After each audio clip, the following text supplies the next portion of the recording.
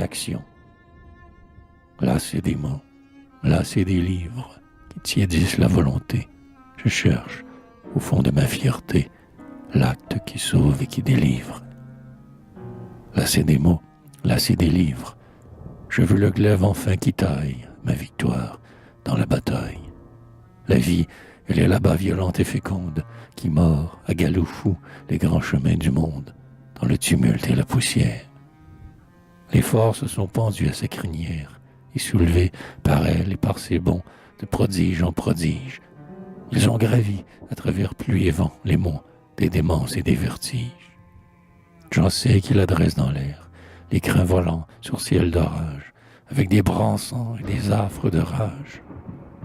D'autres qui la rêvent profonde, comme une mer dont l'abîme repousse et rejette les ondes.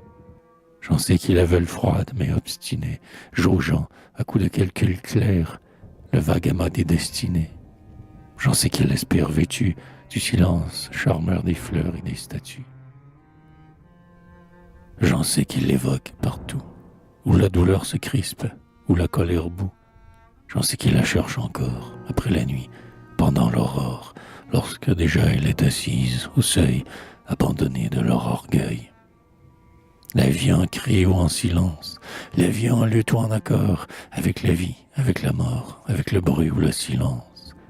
Elle est là-bas, sous des pôles de cristal blanc, où l'homme innove un chemin lent.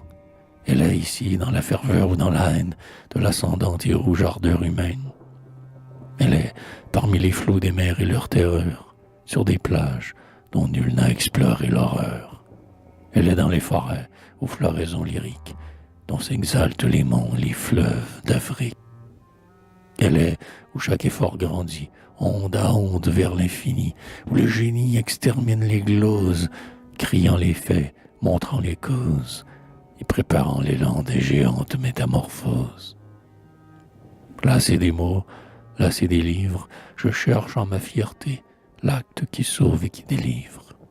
Et je le veux puissant et entêté, lucide et pur, comme un beau bloc de glace, sans crainte et sans fallace, digne de ceux qui n'arborent l'orgueil silencieux loin du monde que pour eux-mêmes.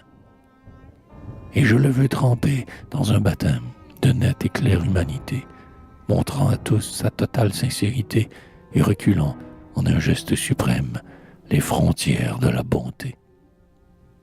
Oh, vivre et se sentir meilleur, à mesure qu'au bout plus violent mon cœur.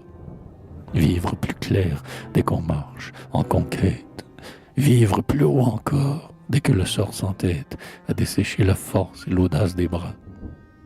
Rêver, les yeux hardis, de tout ce qu'on fera, de pur, de grand, de juste, en ces chanants d'or, qui surgiront quand même au bout du sein fort. Oh, vivre éperdument en ces heures de solennel isolement, où le désir attise, où la pensée anime, avec leur espoir fou, l'existence sublime. Là, c'est des mots, là, c'est des livres, je veux le glaive enfin qui taille ma victoire dans la bataille. Et je songe comme on prie à tous ceux qui jaillissent, héros ou dieux, à l'horizon de la famille humaine. Comme des arcs-en-ciel prodigieux, ils se posent sur les domaines de la misère et de la haine. Les effluves de leur exemple pénètrent l'air, les murs, les clos, les temples, si bien que la foule, soudain, voulant aimer, voulant connaître le sens nouveau qu'impose, avec hauteur, leur être, aux attitudes du destin, déjà sculptent son âme à leur image, pendant que disputent et s'embrouillent encore, à coups de textes, de morts et de dogmes, les sages. Alors, on voit les paroles armées, planer sur les luttes et les exploits, éclairs, monter les fronts et vibrantes les voix, et foudre et or, voler au loin les renommées. Alors aussi, ceux qui réchauffent leur âme, à l'incendie épars des souvenirs, tendent les mains et saisissent l'épée en flamme, et en éclairent vers l'avenir.